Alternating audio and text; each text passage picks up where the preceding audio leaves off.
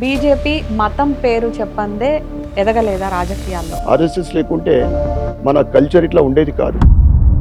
So బీజేపీలో కొన్ని groups ఉన్నాయి. ఈరోజు బీఆర్ఎస్ మనం చూస్తూ ఉన్నాం, కుటుంబ సభ్యులే తిరగబడతా ఉన్నారు. ఇక కాంగ్రెస్లో అయితే గ్రూప్ రాజకీయాలు నడుస్తున్నాయని బహిరంగంగా చెప్పుకుంటా ఉన్నారు. కొంతమంది పార్టీని ఎదగనీయకుండా చేస్తున్నారని చెప్పేసి తీవ్రంగా విమర్శించారు. అది కరెక్ట్ కాదు.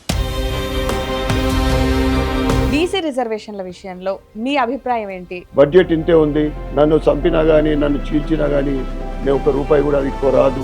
అయితే మీ పార్టీ ఎమ్మెల్యే వెంకటరమణారెడ్డి ఏమో ఓసీలకు కూడా రిజర్వేషన్లు కల్పించాలని అంటున్నారు. స్వతంత్రం వచ్చినప్పటి నుండి ఓసీల గురించి ఎవరు పట్టించుకోలేదండి. ఇక పార్టీ ఫిరాయింపులకు సంబంధించి మీ ఒపీనియన్ ఏంటి? కేసీఆర్ చేసింది ఏంటండి?